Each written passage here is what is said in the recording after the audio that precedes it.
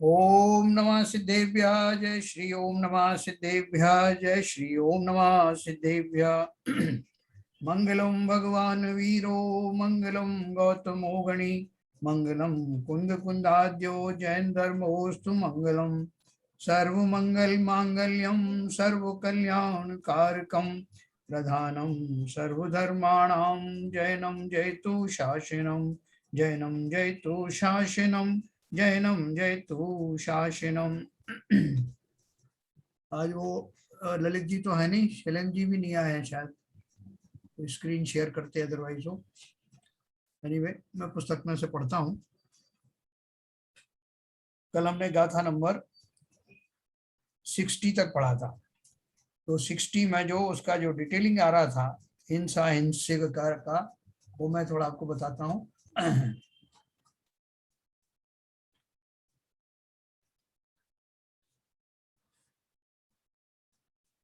Hints का अर्थ हमने समझ लिया, हिंसक का समझ लिया, हिंसा का समझ लिया। हिंसा हिंसा की पीड़ा पहुंचाना अथवा उसका घात करना हिंसा है। उसका वर्णन ऊपर कर आए हैं। हिंसा का फल अपन ये पढ़ रहे थे। हिंसा से जो कुछ फल प्राप्त हो उसे हिंसा फल कहते हैं। उस लोक में तो हिंसक जीव निंदा पाते ही है, राजा द्वारा दंड प्राप्त करते हैं, और जिसकी यह हिंसा करना चाहता है यदि उसका वश चले तो वही इसका घात कर डालता है। तथा परलोक में नरकादि गति पाता है, वहां नाना प्रकार के छेदन भेदनादि शारीरिक तथा अनेक प्रकार के मानसिक कष्ट भोगता है। नरक का वर्णन कोई कहाँ तक लिखे, सर्व दुखों का ही समुदाय है। तिर्यंच आदि का दुख प्रत्यक्ष ही प्रतिभाषित होता है, यह सब हिंसा का फल है। इस प्रकार हिंस को जानकर स्वयं ही उसका घात ना करे, हिंसक को जानकर स्वयं वैसा ना बने, हिंसा को जानकर उसका त्याग करे और हिंसा का फल जानकर उससे भयभीत रहे। इसलिए यह चार भेद जानना चाहिए। है ना। हिंस के बारे में अपन ने जो पढ़ा ना कि हिंस क्या है, कि जिसकी हिंसा हो उसे हिंस कहते हैं। तो उसका स्वरूप क्यों जानना? इसलिए जानना क्योंकि वो भी हमारी तरह एक जीव है।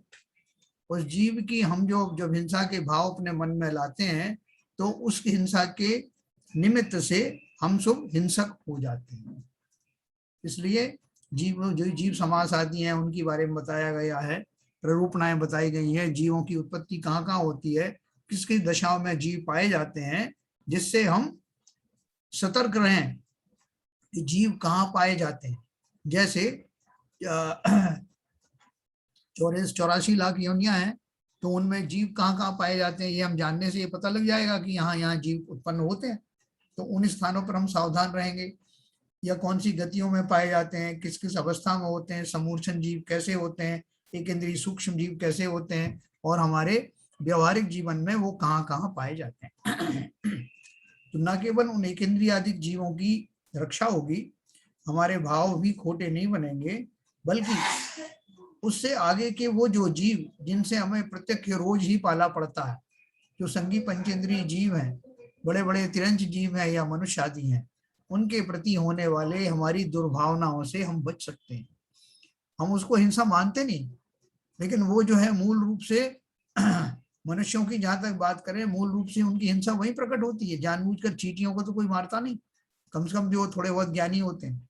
लेकिन वो सब ज्ञानी भी अपने आसपास रहने वाले मनुष्य आदि संबंधियों के प्रति कितने ज्यादा विवेकवान रहते हैं ये अपन सब जानते हैं। और उनके अविवेक पने के कारण से निरंतर ही स्वयं की और दूसरों की भाव हिंसा और द्रव्य हिंसा निरंतर होती रहती है। आगे उन्होंने बताया कि आगे जो जीव हिंसा का त्याग करना चाहते हैं उन्हें प्रथम क्या करना चाहिए सो कहते हैं। जिन जिनके पास में ये पीडीएफ है वो पीडीएफ में अपने देख लें। ये मैंने भी अपनी पीडीएफ लोड किया है। अभी कल से मैं उसको स्क्रीन शेयर करने का तरीका ढूंढ लूंगा, फिर मैं आपसे शेयर करूंगा, लेकिन उसमें ही से मैं पढ़ रहा हूँ पीडीएफ में से। आगे बाद इस पीडीएफ को उसमें डाल दो, तो अपने अपने अपने अपने मोबाइल में पीडीएफ निकाल करके आपका ज्वाइन कर लेंगे हम लोग। हाँ ऐसा कर लीजिए।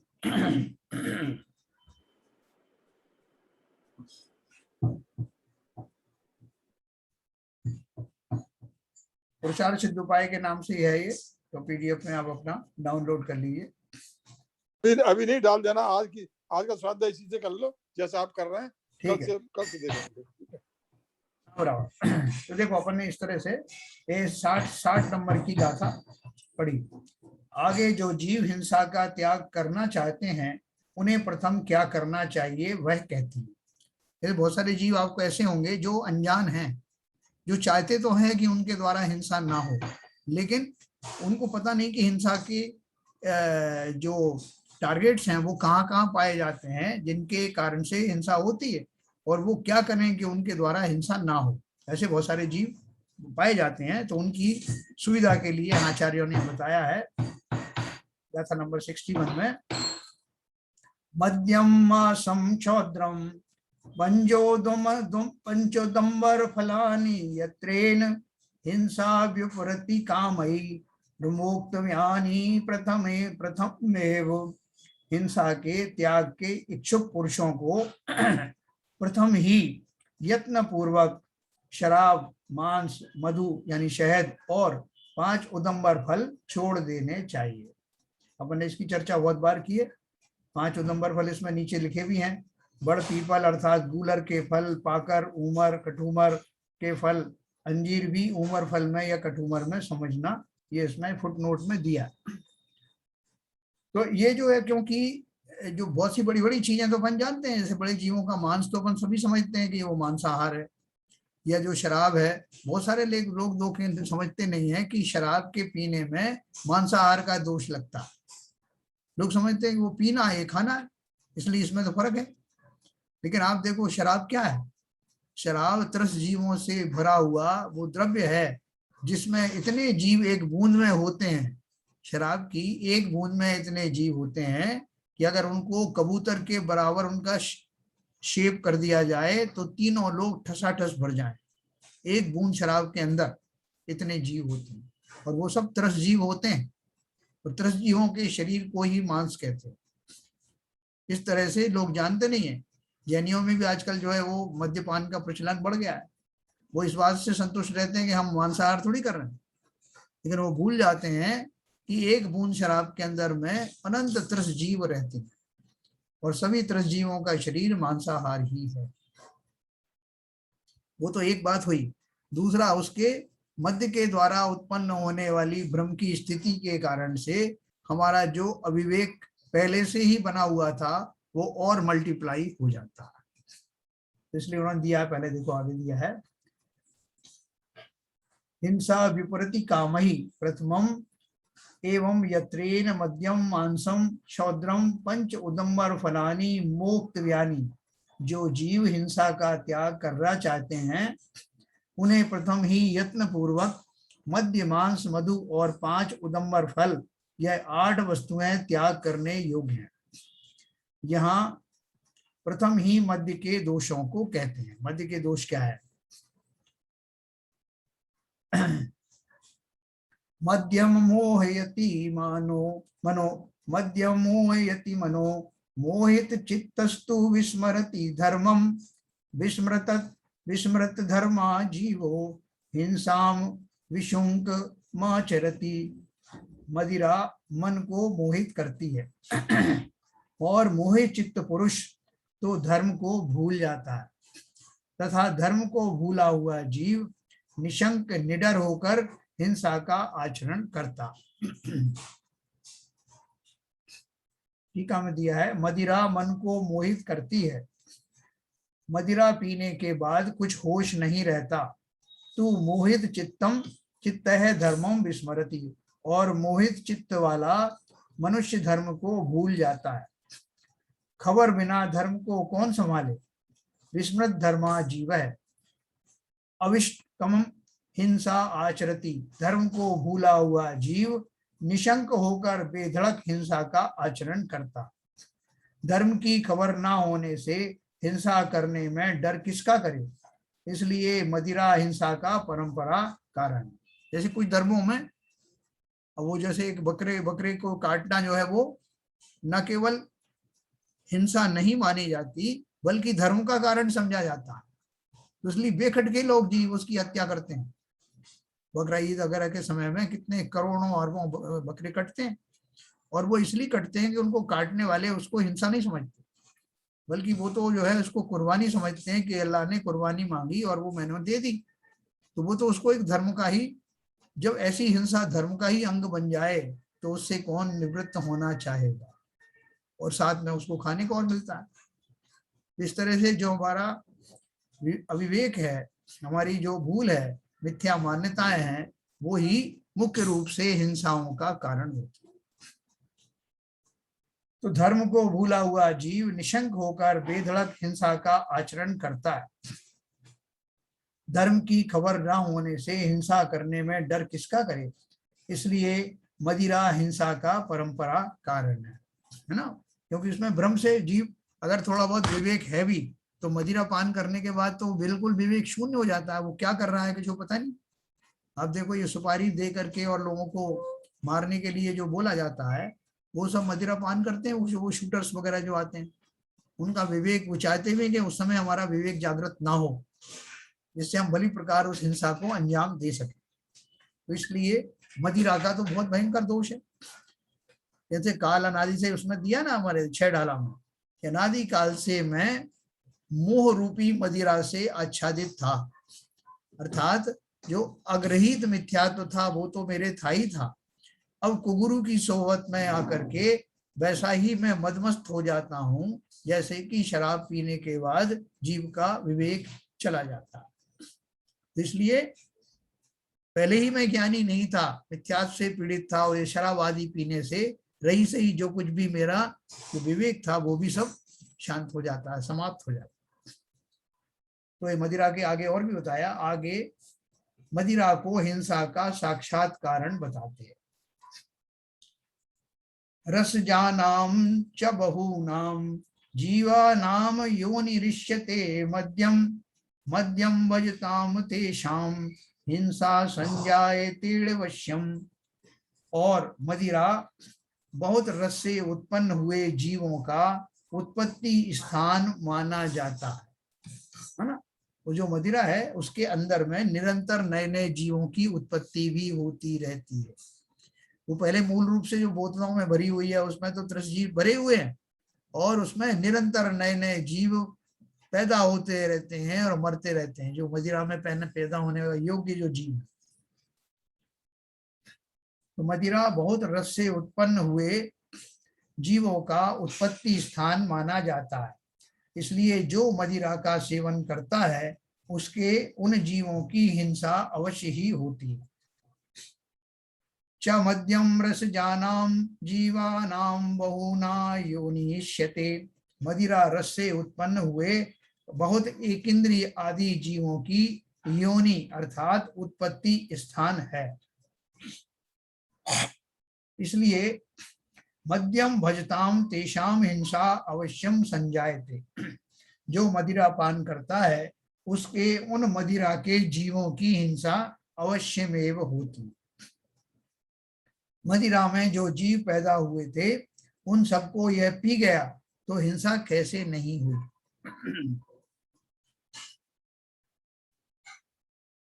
आगे मदिरा में भावित हिंसा बताते हैं।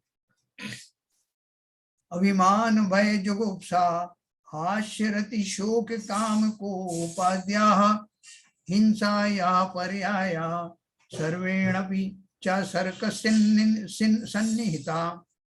और अभिमान भय जुगुप्सा हास्य अरति शोक काम कोपाद्या।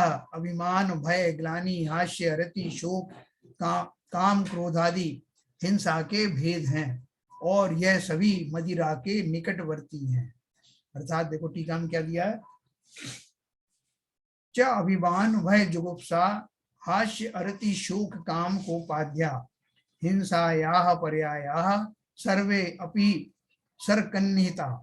तथा अभिमान भय जुगुप्सा हास्य अरति शोक काम क्रोधादि जितने हिंसा के भेद हैं वे सभी मदिरा के निकटवर्ती हैं। एक मदिरा पान करने से वे सभी तीव्र रूप से ऐसे प्रकट होते हैं कि माता के साथ भी काम क्रीड़ा करने को तैयार हो जाता। अभिमान आदि का लक्षण पूर्व में वर्णन कर चुके हैं। इस प्रकार मदिरा का प्रत्यक्ष दोष जानकर मदिरा का त्याग करना योग्य है। इसके अतिरिक्त जो अन्य मादक नशा वाली वस्तुएं हैं उनमें भी हिंसा के भेद प्रकट होते हैं, अतः उन सब का भी त्याग करना उचित है ना? देखो, जो मदिरा का जो पान करते हैं या किसी तरह के ड्रग वगैरह भी लेते हैं तो उनका विवेक इतना शून्य हो जाता है कि कौन मेरी माता है, कौन मेरी बहन है, ये सब भूल जाते हैं। इसलिए उन्होंने माता बहन सुता पहचानो, तो वो कैसे पहचानेगा? जब तक उसका विवेक नहीं रहे, जागृत नहीं होगा, तब तक ऐसा भेद वो नहीं कर पाएगा। आगे मांस के दोष बताते हैं। गाथा नंबर 65। न बिना प्राणि विघाता न मांसच्योत्पत्तिरिष्यते यस्मात् मांसं भजत तस्मात् प्रसरत्य निवारिता हिंसा। कारण की प्राणियों का घात किए बिना मांस की उत्पत्ति नहीं मानी जा सकती। पहले मदिरा का पढ़ा, हम मांस की बात कर रहे हैं। तो बोले मांस की उत्पत्ति। तो भाई साहब बोले, ये जो मदिरा की बात बताई आपने, तो मदिरा पीने वाला, एक तो मदिरा जो पीता है उसकी हिंसा होती है, जो मदिरा में जीव होते हैं। दूसरा वो अविवेकी होकर के जो हिंसा करता है वो अलग है, वो अलग है, डबल हो गई।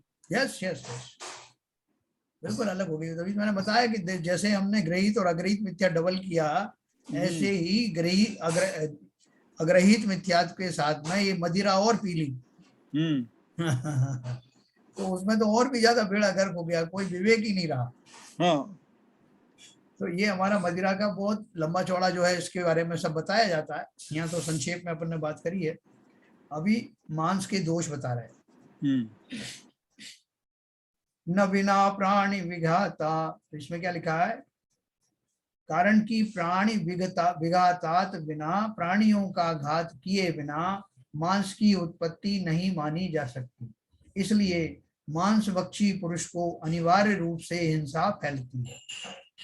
ठीक है दिया, यस्मात् प्राणी विघातात बिना मांसस्य उत्पत्ति न इष्यते। प्राणियों यानी जीवों के घात किए बिना मांस की उत्पत्ति देखने में नहीं आती। मांस दो इंद्रियादि जीवों के शरीर में होता है, दूसरी जगह पर नहीं होता। अतः उनके घात करने पर ही मांस मिलता है। तस्मात् मांसम भजते अनिवार्यता हिंसा प्रसृति। इसलिए मांस भक्षी को अनिवार्य हिंसा फैलती है, लगती है। मांस खाने वाला हिंसा को कैसे नहीं करे, अवश्य ही करे, है ना? तो ये मांसाहार करने वाले जीव के कितनी तरह से उसके दोष लगते हैं कि जिस शरीर की हिंसा के भाव आपको आ रहे हैं वो तो आपकी भाव हिंसा हो ही गई। आपके भावों में उनके प्रति जो राग आदि हुआ उस शरीर को खाने का, वो आपकी द्रव्य हिंसा हुई। और उस जीव को मारने के बाद जो आपको मांस की प्राप्ति हुई, उस मांस के अंदर में निरंतर त्रस्त जीवों की उत्पत्ति होती रहती है, आते रहते हैं, मरते रहते हैं। मरे हुए शरीर में भी निरंतर उन जीवों का उत्पत्ति होती रहती है और फिर भी वो मांसाहार के लोलुपी जीव उसको खाते रहते हैं। उनके मुंह में जाते समय भी हिंसा निरंतर जारी है। नए नए जीव उसमें आ रहे हैं, नए नए जीव, पुराने जीव बिछड़ रहे हैं और वो अपने मुंह को ही जच्चा खाना, मुर्दा खाना बना लेता है। नए जीवों की उत्पत्ति और पुराने जीवों की मृत्यु मुंह में ही हो रही। तो एक इंद्रिय जो जीव होते हैं उनका शरीर मांसाहार की संज्ञा नहीं पाता। बहुत सारे लोग, मैंने पहले ही बताया था, बहुत सारे लोग आपसे बहस कर सकते हैं कि वैसा है कि आप इतने सारे गेहूं, चने, चावल सब खा जाते हो, कितने सारे एक इंद्रिय जीवों को आपने मारा, और हम तो एक आध पशु को ले आते हैं, उसको खाते हैं, तो हमारे मुकाबले में तो आपको ज्यादा दोष लगा। तो बहुत सारे जो है लोग निरुत्तर हो जाते हैं, उनको सूझता नहीं इसका उत्तर क्या है। तो आपको समझ में आया होगा कि जो सब अनाज वगैरह है वो सब, पहली बात तो एक इंद्रिय जीव होते हैं, वनस्पति काय के जीव होते हैं, एक इंद्रिय जीव होते हैं। और दूसरी बात ये कि वो जब पक जाते हैं, फसल जब उनकी ग्रोथ बंद हो जाती है, उस समय उनको तोड़ा जाता है। तो उनकी जो है वो परिपक्वता के बाद में उनको खाने में तोड़ने में उतना दोष नहीं है। दोष तो थोड़ा बहुत लगता ही है क्योंकि वो पौधा है, लेकिन फिर भी पकने के बाद में उनको तोड़ा जाता है तो हिंसा कंपैरेटिवली बहुत कम लगती है। और वो जो पशु का जो शरीर है उसमें तो आपके भावों की हिंसा, द्रव्य प्राणों की हिंसा, भाव प्राण की उसकी हिंसा, उसके अलावा वो मैंने आपको और चीजें बताई। उस शरीर के अंदर और जितने ज्यादा प्राणधारी जीव होता है उतना ज्यादा उसकी हिंसा का दोष लगता है। संजीव पंचेंद्रीय जीव है ना, जो मुर्गा है या बकरा है, इस तरह के जो जीव आप खा रहे हैं, तो 10 प्राणों वाला जीव है, तो उसको खाओगे तो उतनी हिंसा का दोष लगेगा। जबकि एक इंद्रिय जीव के उस तरह से भाव होते नहीं, खाने वाले के भी भाव उस तरह के नहीं होते, क्रूरता के भाव। तो इसलिए उन्होंने बोला मांस खाने वाला हिंसा को कैसे नहीं करे, अवश्य ही करे ही। आगे कोई कहे कि स्वयं जीव को ना मारे तो दोष नहीं है। बहुत सारे लोग कहते हैं ना, हमने थोड़ी मारा उसको, बाजार में आया था, बिक रहा था, मरे हुए पशुओं का मांस हमने वहां से खा लिया, तो हमें दोष क्यों लगे? तो उसका उन्होंने उत्तर दिया यद्यपि किल भवति मांसम स्वयमेव मृतस्य महिष वृषभादे तत्रापि भवति हिंसा तदाश्रित निगोत निर्मथनात्। यद्यपि यह सत्य है कि अपने आप ही मरे हुए भैंस बैल इत्यादि का मांस होता है, परंतु वहां भी अर्थात उस मांस के भक्षण करने में भी उस मांस के आश्रय रहने वाले उसी जाति के निगोद जीवों के मंथन से हिंसा होती है। ना किसी ने बोला कि साहब ना तो हमने स्वयं मारा और ना ही किसी के द्वारा मारे हुए जीव को हमने खाया, वो तो स्वयं ही अपनी आयु पूर्ण होने के बाद में जो जीव मर गए थे उनको हम खा रहे हैं, तो उसमें क्या दोष है? तो उसके बारे में बता रहे हैं वो कि वो जो जीव मर जाते हैं, जब किसी का भी शरीर हो, चाहे मनुष्य का हो चाहे और पशुओं का हो, उनके जो मरने के बाद भी उसके शरीर में उसके आश्रय से रहने वाली अनंत जीव राशि निरंतर उत्पन्न होती और मरती रहती है। तो उस मांस के शरीर को, उस मांस को खाने से उन सब आश्रित जीवों को खाने का दोष बराबर लगता है। उसमें निगोदिया जाति के जीव भी रहते हैं, जो अपन वो जिसमें कोई बैक्टीरिया वगैरह भी होते हैं, वायरस भी होते हैं, वो सब मत करके उसको जीव खा जाता है। उस मांस के आश्रित जो निगोद रूप अनंत जीव रहते हैं उनके घात करने से हिंसा होती। आगे मांस में निगोद की उत्पत्ति कहते हैं। मांस के अंदर में निगोदीय जीव कैसे उत्पन्न होते हैं देखो बताया हमने।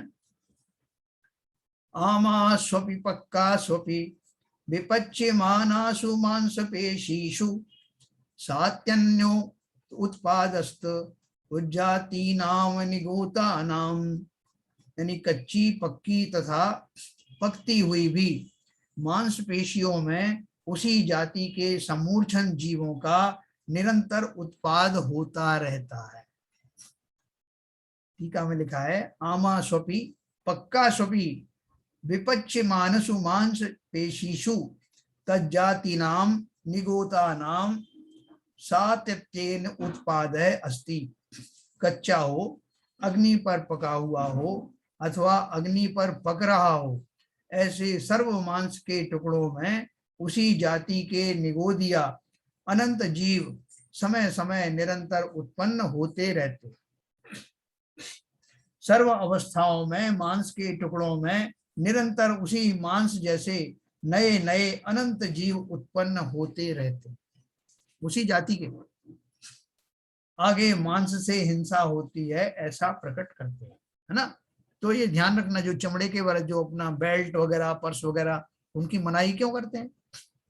अब बोलोगे साहब वो तो कब के जानवर को मारा होगा और कब उनसे बनाए होंगे, वो तो जीव निकल गए सारे।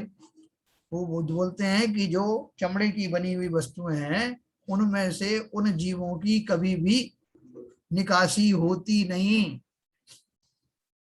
हमेशा निरंतर ही उसमें वो बेल्ट या पर्स या सब बनने के बाद प्रारंभ में तो जो हिंसा हुई थी वो हुई थी, अभी भी उसमें निरंतर इस जाति का वातावरण रहता है कि वहां निरंतर ही वो उस जाति के जीवों की उत्पत्ति होती है।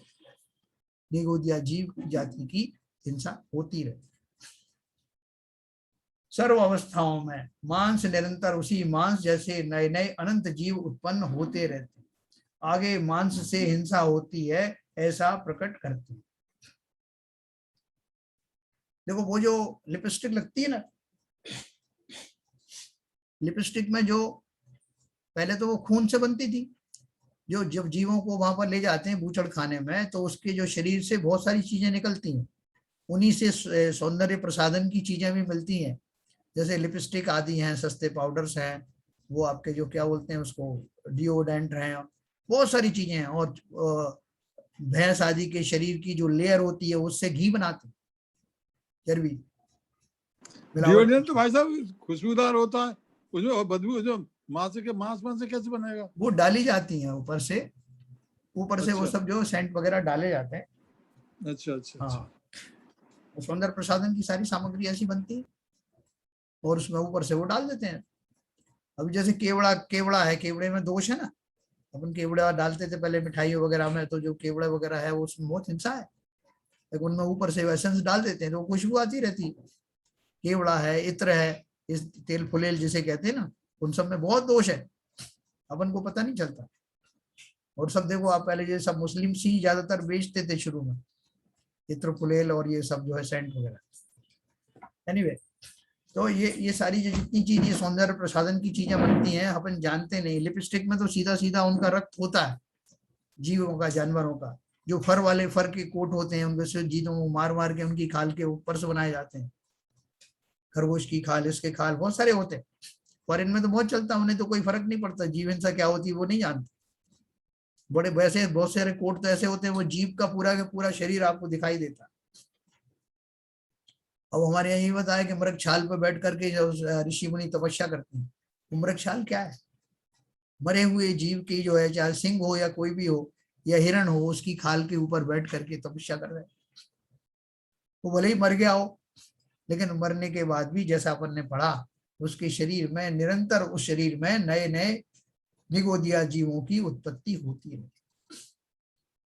वो ऐसे से आसन पर बैठ करके आपको ध्यान की सिद्धि कैसे हो सकती? तो चलिए आगे देखते हैं, गाथा नंबर 68। आगे मांस से हिंसा होती है ऐसा प्रकट करते हैं। आमाम वा पक्काम वा खादती है स्पृशति वा पिशिति पेशीम सह निहंति सतत निचितम पिंडम बहुजीव कोटि नाम। जो जीव कच्ची अथवा अग्नि में पकी हुई मांस की पेशी को खाता है अथवा छूता है, वह पुरुष निरंतर इकट्ठे हुए अनेक जाति के जीव समूह के पिंड का घात करता है ना। टीका में दिया है, यह आमाम व पक्काम पिशित पेशीम खादती व स्पर्शति सह सतत निचितम बहुजीव कोटि नाम पिंडम नियंती। जो जीव कच्चा अथवा अग्नि में पकाए हुए मांस के टुकड़े का भक्षण करता है अथवा हाथ वगैरह से स्पर्श करता है, वह जीव निरंतर, जिसमें अनेक जाति के जीव इकट्ठा हुए थे, उस पिंड का घात करता है। जैसे बहुत सारे जीवों का समूह है और वो एक समूह में एक पिंड में इकट्ठा हो गया, अब आपने उस पिंड को मला तो उसमें जितने जीव हैं वो सारे मर जाते हैं, तो आपको तीव्र हिंसा लगती है। बोल रहे हैं यह जीव हाथ वगैरह से स्पर्श करता है, वह जीव निरंतर, जिसमें अनेक जाति के जीव इकट्ठे हुए थे, उस पिंड का घात करता है। मांस में तो निरंतर जीव उत्पन्न हो होकर इकट्ठे हुए थे, इसने उस मांस का भक्षण किया अथवा स्पर्श किया, उससे उन जीवों की परम हिंसा उत्पन्न हुई। अतः मांस का त्याग अवश्य करना चाहिए। जिन दूसरी वस्तुओं में भी बहुत जीवों की उत्पत्ति पाई जाती है, वह सभी वस्तुएं त्याग करने योग्य हैं। देखो ग्रंथ में विस्तार के भय से बहुत संक्षेप में बात दी गई है। चरणान योग के और बड़े बड़े जो ग्रंथ हैं जिनमें विस्तार से इन हिंसाओं का स्वरूप दिया है, अब वहां से पढ़ेंगे तो हमारे रोंगटे खड़े हो जाएंगे। अभी देखो आप इंटरनेट के ऊपर में देखो, देखते देखते वीडियो एक आध ऐसा आ जाएगा कि जिन गाय भैंसों को मारा जाता है उनको मारने के लिए कैसी कैसी मशीनें चली हैं। एक झलक अगर आपको दिख जाए वो मशीन तो अपने को ही बेहोशी आने लगे। उन गायों को कैसे घुमा घुमा करके बेहोश किया जाता है, कैसी यातना पूर्वक उनको मारा जाता है, कैसे उनके जीते हुए शरीर में से, जिंदा शरीर में से एक एक अवयव अलग अलग कर दिया जाता है। कितना कष्ट होता होगा उन जीवों, इसकी आप कल्पना नहीं कर सकते। और जो मांसाहार के खाने, किसी जगह मैंने पढ़ा था, उन्होंने कहा था जो मांसाहार करने के आदी हैं, अगर एक बार वो उन जीवों को देख लें जिनकी हत्या हो रही है तो कभी जीवन भर ना खाएं।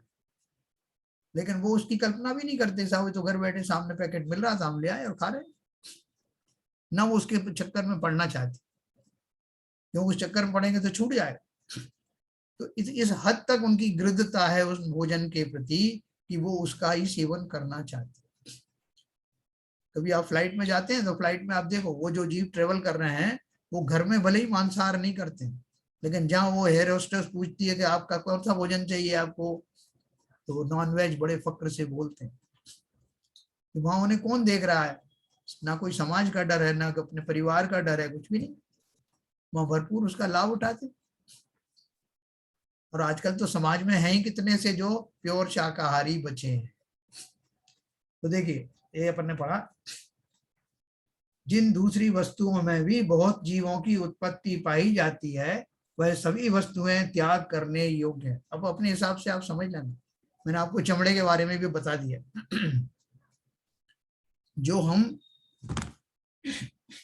या फल आदि का सेवन भी करते हैं, तो फल आदि के सेवन करने में अगर हमने भरपूर या सब्जियों का सेवन करते हैं, तो जैसे हम साबुत बैंगन, बैंगन का भुर्ता बन रहा है साहब, पूरा के पूरा साबुत बैंगन जो है वो आग में डाल दिया, उसको खोल के देखो तो इतनी बड़ी बड़ी इल्लियां आपको किलबिलाती हुई पता चल जाए, दिखाई देंगी।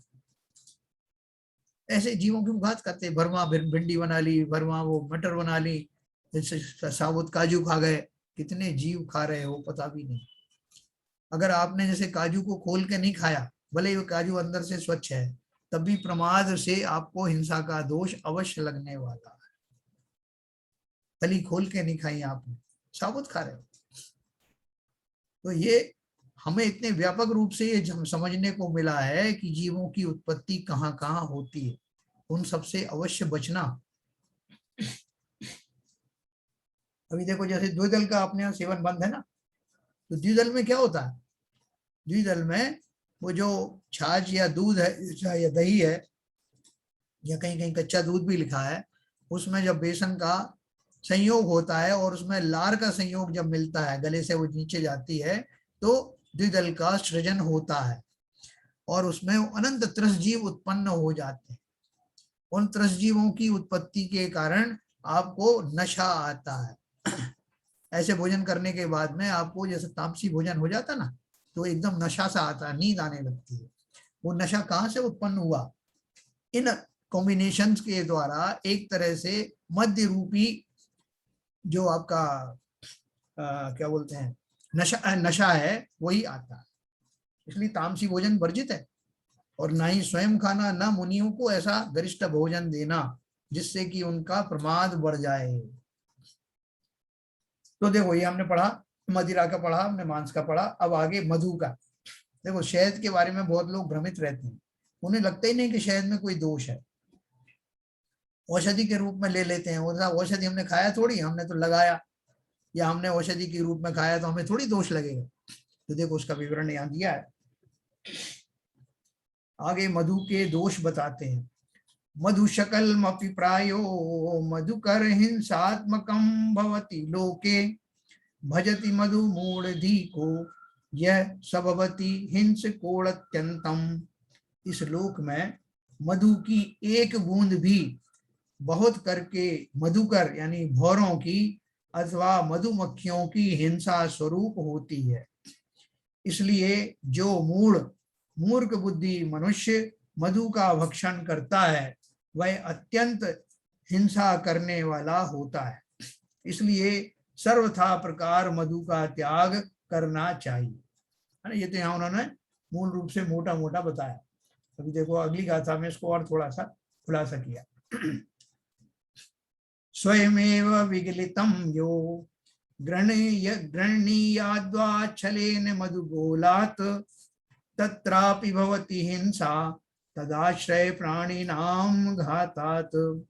जो कोई कपट से अथवा मधु छत्ता में से अपने आप टपका हुआ मधु का ग्रहण करता है, वहां भी उसके आश्रयभूत जंतुओं के घात से हिंसा होती है। देखो इसमें तो उन्होंने बहुत शॉर्ट में दिया है, लेकिन आप सोचो कि वो जो मधुमक्खियां हैं वो फूलों के ऊपर से उस रस को ला ला करके बड़ी मेहनत से एक एक कण इकट्ठा करती हैं, और वो जो उनका जो छत्ता होता है वहां ला जा करके उसका संचय करती हैं। उसमें उनके बच्चे पलते हैं, छोटे छोटे अंडे आदि भी वहीं रखे रहते हैं, और उसमें इतनी मेहनत से लाए हुए उस मधु को इकट्ठा करते हैं। और जो जो मधु के जो लालची होते हैं, मधु जिनको सेवन करना होता है, वो पूरे छत्ते को तोड़ करके उसमें जितनी मधुमक्खियां बैठी हुई हैं, या तो वो धुएं से कुछ उड़ जाती हैं, लेकिन जो वहीं रह गए उसके बच्चे हैं, अंडे हैं, वो सारे उसमें भरे रहते हैं, और पूरे छत्ते को वो पकड़ करके, आजकल मैकेनिकल सिस्टम चला है, निचोड़ देते हैं और अनंत जीव राशि का इस तरह से घात करते हैं। वो जो मधु मिलता है एक बूंद, उसके अंदर वो अनंत जीव राशि, मधुमक्खी, उनके अंडे, उनके बच्चे, उन सारों को की देह उसमें निचड़ी हुई उस बूंद के अंदर में समाविष्ट हो जाती है। एक बूंद शहद की पीने या खाने से इतने कितने जीवों की हिंसा होती है, और उसको कितना ज्यादा दुख होता है उस जीव को जिसने इतनी मेहनत से न केवल लाया और उनके शरीर को आपने निचोड़ दिया। आजकल यहाँ सोसाइटी में वो लग जाते हैं मधुमक्खी के छत्ते, तो सोसाइटी वाले उनको बुलाते हैं जो मधुमक्खी छत्ते को निकालने में निपुण होते हैं, और वो आपके घर घर जाके पूछते हैं, भाई साहब आपको शहद चाहिए क्या, मैं आपकी बिल्डिंग में से तोड़ के आपको दूंगा, इतना इतना पैसा आप मुझे दे देना। लोग बड़े लोभी होते हैं कि ताजा मधु मिलेगा, उनको मालूम नहीं कि ताजा ताजा कर्मों का बंध होगा। भयंकर कर्मों का बंध होता है, मामूली नहीं। सब वो त्रस जीव हैं, 2 इंद्री से ज्यादा वाले जीव हैं, 4 इंद्री जीव हैं। तो देखो वो छलने की इच्छा, कहा ना, जो कोई कपट से अथवा मधु छत्तों में अपने आप टपका हुआ, एक तो तरीका ये कि उनको उड़ा दिया, या झटके से उसको पकड़ करके किसी मशीन के अंदर, आजकल वो मशीनें भी आती हो, आपने देखा होगा, इस तरह का एक पात्र आता है जिसमें वो मधुमक्खियों को पालते हैं और उसको बंद कर देते हैं ढक्कन को, तो फिर उनको उसी में से वो यंत्र से वो निचड़ जाते हैं, सब जीव मर जाते हैं, और उस मधु को वो लेके आते हैं। वो विज्ञापन होता है, फला फला जगह का जो मधु बिल्कुल शुद्ध है, प्योर है, शक्कर की जगह आप इसका उपयोग करो, ऐसे आपको एडवर्टीजमेंट मिलेंगे। हम बड़े खुश होते हैं कि इतनी पौष्टिक चीज मिल रही है। और आजकल देखो कितना शहद बिक रहा है, पहले तो बहुत मुश्किल से मिलता था, अभी बहुत आसानी से मिलता है। और उसके अंदर में जो आप चाहे उसको खाएं या लगाएं, उससे बोलते हैं हम औषधि के रूप में ले रहे हैं साहब, आंखों की जो दृष्टि बनती है उसमें शहद जरूर डलता है। जितने बहुत सारी आयुर्वेदिक दवाइयां हैं वो उसमें वो शहद के साथ खाने के लिए बात करते हैं। तो जिन्होंने वास्तव में संकल्प पूर्वक हिंसा का त्याग किया हुआ है, उनको ये मधु का सेवन भूल कर भी नहीं करना। खाने में तो दूर, लगाने में भी नहीं, लगाने में भी तो वही उत्पन्न होगी ना, उनको जैसा विनाश पहले किया था खाने के लिए, ऐसी लगाने के लिए किया। तो देखो आगे इसके बारे में आ रहा है। इसलिए सभी गृहिणियों को, गृहस्थों को, सबको आचार्यों ने सलाह दी है कि किसी भी कीमत पर मधु का उपयोग नहीं करना। मधु मध्यम नवनीतम पिशितम च महाविकृत्य यस्ताः बलभ्यन्ते च न भृतिना तद्वर्णा जंतवस्तत्र। कथा नंबर 71 में क्या लिखा है, शहद, मदिरा, मक्खन और मांस महान विकारों को धारण करने वाले इन चारों पदार्थों को व्रती पुरुष भक्षण ना करें, कारण कि उन वस्तुओं में उसी जाति के, उसी वर्ण के धारी जीव रहते हैं। जो चीज वो कौन कौन सी बताई, शहद, मदिरा, मक्खन और मांस। बहुत सारे जीवों को, लोगों को इसके मक्खन के बारे में नहीं पता होगा, देखो उन्होंने डिटेल दिया नीचे, और मैं और बताऊंगा आपको। व्रतिना मधु मध्यम नवनीतम च पिशितम ताह महाविकृतयः न बलभ्यन्ते। व्रतधारी जीवों को मधु, मदिरा, मक्खन और मांस जो बहुत विकार को धारण करने वाले हैं तथा इन्हीं के समान अन्य विकार युक्त पदार्थों का भक्षण नहीं करना चाहिए। वे अत्यंत हिंसक हैं। जो स्वयमेव टपका हुआ अथवा कपट करके मधु छत्ता में से मधु लेते हैं वह भी हिंसक हैं, कारण कि मधु के आश्रय रहने वाले जीवों की हिंसा तो उस समय भी होती है। आप बोलेंगे हमने साहब उस छत्ते को कुछ नहीं किया, वहीं से टपक रहा था जो मधु था, हमने जाकर अपनी शीशी लगा दी, भर ली उसको, तो हमें क्या ये दोष देते हो। मैं बोला कि जिन शरीरों की स्पर्श पूर्वक और जिन शरीरों में वो जिस बूंद के अंदर उनके शरीर घुले हुए हैं उन सब की हिंसा का दोष आपको अवश्य लगे। देखो जब वो कोई बकरे अकरे को कोई काटता है ना तो उसके जीव के जो आर्त ध्यान होता है जिसे काटा जाता है उसकी वो आर्त ध्यान वाली जो उसकी जो चीखें होती हैं, उसकी जो पुकारें होती हैं, वो सब उस मांस के अंदर में समाहित होती हैं और खाने वाले जीव के वो सारे भाव उसके अंदर में चले जाते हैं। इसलिए मांसाहारी जीव दिन प्रतिदिन जाने अनजाने में क्रूरता को प्राप्त होते हैं। उसी प्रकार से चाहे वो स्वयं टपका हुआ जो शहद ही क्यों ना हो, उसके अंदर उन सब जीवों की जो प्राण है द्रव्य प्राण है, उनका घात होने के कारण जो कुछ भी होता है और जो जीव अंडे वगैरह उनका जो रस बनता है वो सब उस शहद के अंदर में समाहित होता है। अब इसमें ये लिखा है कि जिन जीवों ने व्रत आदि लिया है, व्रतधारी, तो बोले भाई साहब मैं इसलिए तो व्रत धारण नहीं करता। आपने पहले कह दिया कि व्रतधारी को नहीं करना और मुझे तो करना ही है ग्रहण, इसलिए मैं व्रत नहीं लेता हूं। तो यहाँ इसका बात नहीं है कि आप व्रतधारी नहीं है तो आप कोई उत्तम कार्य कर रहे हैं। वो तो निधम अधम है ही जिसने व्रत आदि संयम जीवन में धारण नहीं किए। उसके अलावा जिन्होंने धारण भी किए हैं और अनजाने में जिन्हें नहीं मालूम है कि इनमें उनका व्रत भंग होता है, उनके लिए बात बताई गई।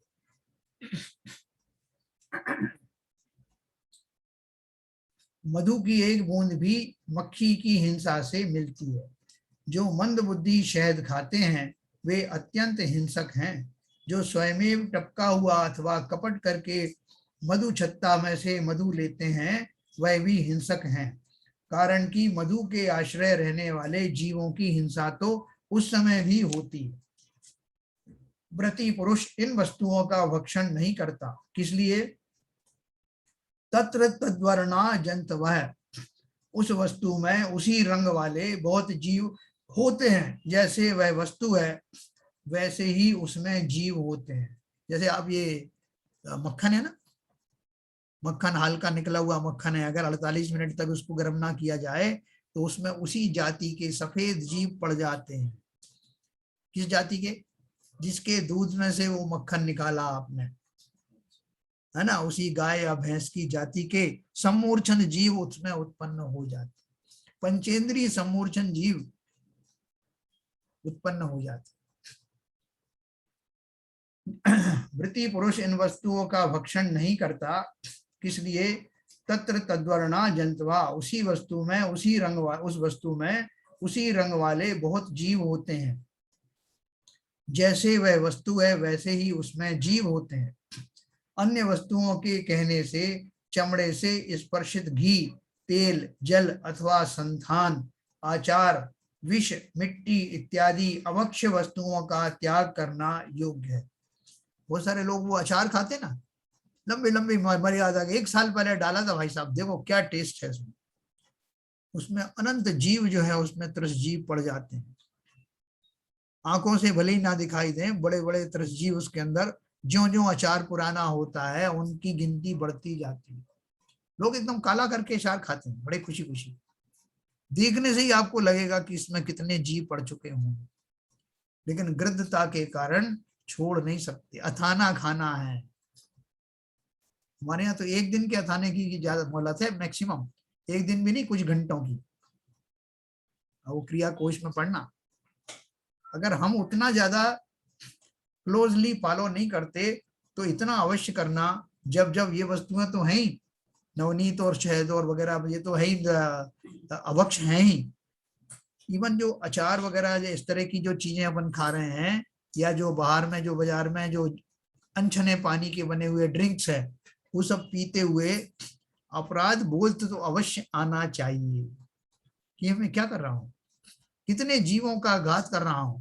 वो जीवों का कुछ नहीं बिगड़ता, वो तो अपना बेचारे मैं निमित्त ही बन रहा हूँ उनकी आयु में समाप्त होने में। लेकिन मैंने अपनी जो भाव हिंसा है, अपनी क्रूरता के परिणाम है, उनके प्रति अदया के परिणाम है, उनके द्वारा अपनी भाव हिंसा और द्रव्य हिंसा अवश्य ही की।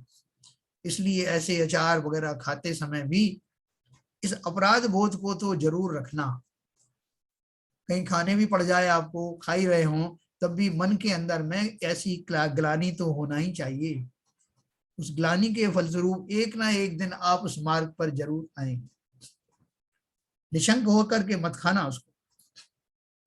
जो तो क्या लिखा, जैसे वह वस्तु है वैसे ही उसमें जीव होते हैं। अन्य वस्तुओं के कहने से, चमड़े से स्पर्शित घी, तेल, जल अथवा संतान, आचार, विष, मिट्टी इत्यादि अवक्ष वस्तुओं का त्याग करना योग्य है। मुख्य रूप से मद्य, मांस, मधु का त्याग करवाया, तत्पश्चात अन्य अवक्ष वस्तुओं को छोड़ने का उपदेश किया। आगे देखिए, आगे 5 उदंबर फल का दोष बताते हैं, उसके बाद अपन बंद करेंगे। 5 उदंबर फल अपने बता ही दिया, बड़ पीपल, उमर, कठुमर आदि जो हैं। वैसे तो इन जनरल उन सब फलों को जैनी लोग जो हैं सेवन में नहीं लाते, एक्सेप्ट एक फल है जिसे शायद पाकर, या वो फल है जिसको अंजीर कहते हैं। वो अंजीर जो होती है बाजार में कच्ची भी मिलती है और ऐसी पकी हुई फॉर्म में मिलती है, ऐसे स्लाइस की हुई मिलती है, और लोग उसको ड्राई फ्रूट के नाम से खाते हैं। आयुर्वेद में भी उसको बड़ा अच्छा बताते हैं।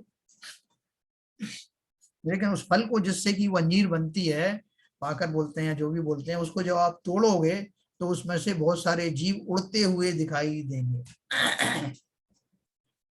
हिंदी में कहावत है, पाकर फोड़ो न पखा उड़ाओ, कि ऐसा काम ही मत करो जिसमें से ये जीव निकले। अर्थात वो कहावत इसलिए है कि ऐसा काम ही मत करो जिससे कोई आहत हो।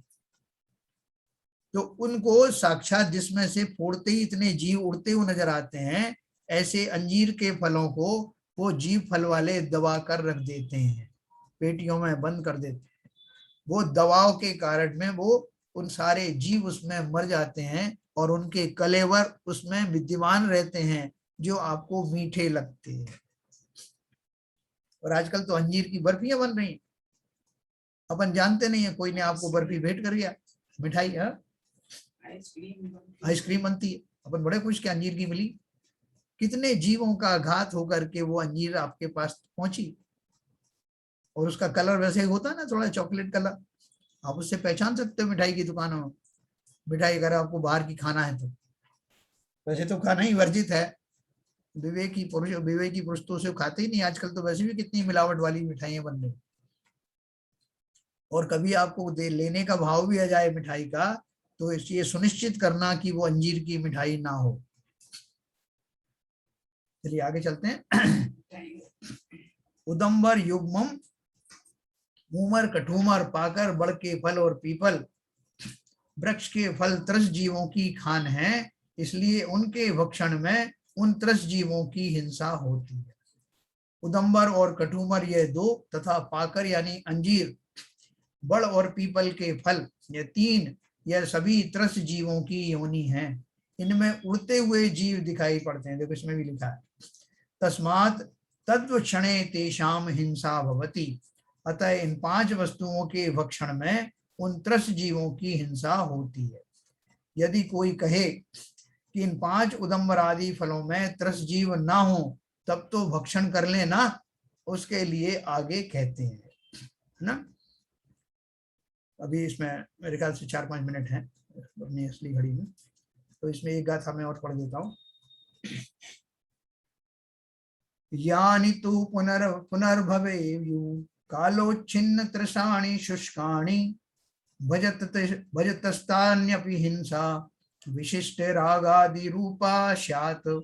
और फिर ये 5 भाई उदंबर, साहब कठूमर क्या होता है? कठूमर ये इन्हीं में से बाबू जी कुछ आते हैं, ये 5 तरह के फल हैं। नहीं, वो तो आपने बता दिए, जी पाकर भी बता दिया आपने, पीपल भी बता दिया, बरगद भी बता दिया, वो हाँ, कठूमर बरगद है, नहीं, पीपल है, कठूमर बरगद है और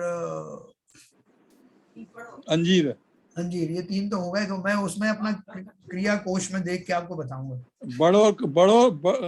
बड़ तो आगे कठूमर की हमें क्लियर नहीं हो पा रहा, कई बार हमने कोशिश की जानने की, मिल हाँ नहीं हाँ, पा रहा। अब मैं उसमें देखूंगा अगर कुछ मिलता है उसमें हिंट तो। अच्छा अच्छा अच्छा। क्योंकि जैसे मैंने आपको बताया कि ज्यादातर हमारा पाला एक फल से पड़ता है, 2-3 से, जैसे बड़ है, गूलर है। गूलर जो पीपल का या जो बड़ के जो फल होते हैं ना, गूलर कहते हैं ना। हाँ, नहीं सर, इसलिए क्या पूछ रहा हूँ मैं कि जी कठूमर वगैरह कहीं हम जानते तो है नहीं, हाँ और हाँ अभी तक हमने जो भी खाए हैं उनमें कठूमर आया कि नहीं आया, या आगे तो हमने सोच रखा है कोई नई चीज खाएंगे नहीं, नया फल खाएंगे नहीं तो हाँ हाँ, आएगा नहीं, लेकिन बस। अब तक हमने खाए उनमें कठूमर है कि नहीं, क्या है, क्या ये देखना था। हाँ नहीं, वो आपकी बात सही है, लेकिन अपन उसको जानने की कोशिश तो करेंगे। और नहीं भी आता, जैसे आपने बहुत अच्छा कहा कि हम अनजान वस्तुओं को खाने का हमारा जो त्याग है नियम, हाँ हाँ, ना, अब तो खाएंगे नहीं आगे, खाएंगे आगे नहीं। तो तो वो जो ऐसे सुरन सुरन वगैरह मिलता है, बड़े बड़े जो है कंद मिलते हैं बाजार में, वो जी, सबका तो अपन को प्रत्यक्ष में दिखाई देता है कि खाने योग्य नहीं। हाँ जी, हाँ जी। तो ये है। नहीं, एक किसी ने बताया था बड़का मतलब वो जैसे ये काशी फल वगैरह है, ये भी नहीं खाना चाहिए। नहीं, वो अलग चीज है, वो बड़े फल में आता है बाबूजी। तो बड़े फल की इसमें आ जाते कटु, इनमें आते हैं 5 फलों में नहीं, वो कटु। बड़ा फल का दोष अलग है, बहुबीजी अच्छा फल ठीक है, का ओके अलग ओके दोष ओके, है। हाँ बस क्लियर हो गया। हाँ, मैं इसी चक्कर में था कि इसमें तो नहीं है, नहीं ठीक है इसमें नहीं है, इसमें नहीं है। ठीक है अपन ठीक अपने खाने योग्य जो वस्तुएं, तरबूज है, खरबूज है, है। हाँ, कटहल, कटहल में भी दोष मैंने आपको बताया था। कटहल कटहल तो नहीं खाते हम, कटहल तो नियम है हमारा, तो कटहल तरबूज खाना है, है। और ये आपका जो है बहुबीजी जैसे बैंगन वगैरह होते हैं। हाँ ठीक शायद ठीक। कठुआ कटहल को बोलते हैं सर। हो सकता है, अच्छा क्या अच्छा। साहब? हो सकता है। हाँ, वही फिर भी जैसा आप देखे बताइए मुझे, जहाँ तक लास्ट टाइम आपने बताया था। हाँ, मैं देख के बताऊंगा बिल्कुल।